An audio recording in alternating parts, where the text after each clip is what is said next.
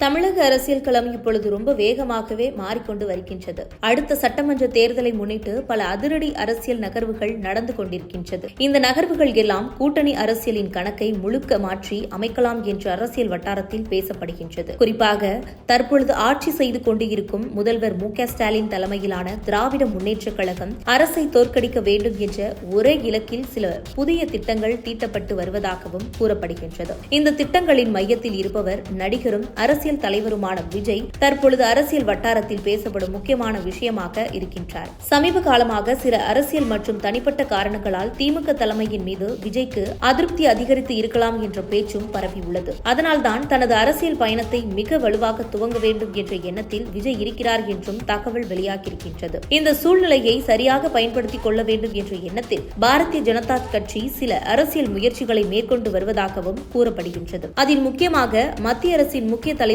ஒருவரான அமித்ஷா இந்த அரசியல் கணக்கில் நேரடியாக ஈடுபட்டு வருவதாகவும் தகவல் வெளியாகி இருக்கின்றது. அந்த வகையில் ஆந்திர மாநில அரசியலில் முக்கிய பங்காற்றி வரும் பவன் கல்யாண் மூலமாக விஜய்க்கு ஒரு பெரிய அரசியல் ஆஃபர் வழங்கப்பட்டதாகவும் அரசியல் வட்டாரங்களில் பேசப்படுகின்றது. அந்த ஆஃபர் தான் தற்பொழுது அதிகம் பேசப்படும் 2.5 ஆண்டு முதல்வர் என்ற திட்டம். இந்த திட்டத்தின்படி எதிர்க்கட்சிகள் ஒன்றிணைந்து கூட்டணி அமைத்து ஆட்சியை கைப்பற்றினால் ஆட்சியின் முதல் 2.5 ஆண்டுகள் விஜய் முதல்வராக பொறுப்பு ஏற்கலாம். அதன் பிறகு மீதமுள்ள 2.5 ஆண்டுகள் எடப்பாடி கே பழனிசாமி முதல்வராக பதவி வகிக்கலாம் என்ற ரொட்டேஷன் முறையிலான திட்டம் முன்வைக்கப்பட்டு உள்ளதாக கூறப்படுகின்றது. தொடக்கத்தில் இந்த யோசனைக்கு விஜய் சற்று தயக்கம் காட்டியதாகவும் தகவல் வெளியாகின. காரணம், தனது கட்சியை முழுமையாக தனித்த அடையாளத்துடன் உருவாக்க வேண்டும் என்ற எண்ணம் அவருக்கு இருந்ததாக சொல்லப்படுகின்றது. அதாவது 234 தொகுதிகளிலும் தனியாக போட்டியிட்டு மக்கள் ஆதரவை பெற வேண்டும் என்ற எண்ணமே ஆரம்பத்தில் இருந்ததாக அரசியல் வட்டாரங்கள் கூறுகின்றார்கள். ஆனால் தமிழகத்தின் 234 தொகுதிகளிலும்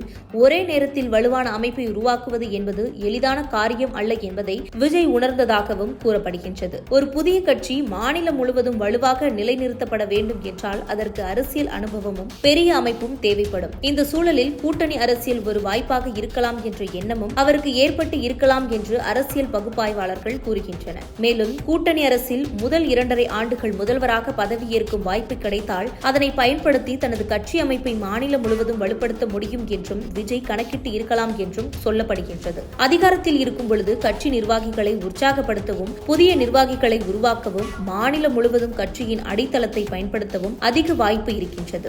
இதனால் தான் பவன் கல்யாண் முன்வைத்ததாக கூறப்படும் இந்த 2.5 ஆண்டு முதல்வர் திட்டத்திற்கு விஜய் முழுமையாக எதிர்ப்பு தெரிவிக்காமல் கிட்டத்தட்ட சம்மதம் தெரிவித்திருக்கலாம் என்ற தகவலும் அரசியல் வட்டாரங்களில் பரவி வருகின்றது. இந்த தகவல் அனைத்தும் தற்பொழுது அரசியல் வட்டாரங்களில் பேசப்படும் விஷயமாக இருந்தாலும் இது உண்மையில் அமலுக்கு வருமா என்பது அரசியல் ஊக்கமாகவே முடிந்து விடுமா அப்படின்றதும் வரவிருக்கும் தேர்தல் அரசியல் தான் தெளிவாக தெரியும். ஆனால் ஒரு விஷயம் மட்டும் உறுதி, அடுத்த சட்டமன்ற தேர்தலை முன்னிட்டு தமிழக அரசியல் களம் இன்னும் பல பெரிய திருப்பங்களை காண போகிறது என்பதில் எந்த சந்தேகமும் இல்லை. இது குறித்து உங்கள் கருத்துக்களை கமெண்ட் பாக்ஸில் கமெண்ட் பண்ணுங்க.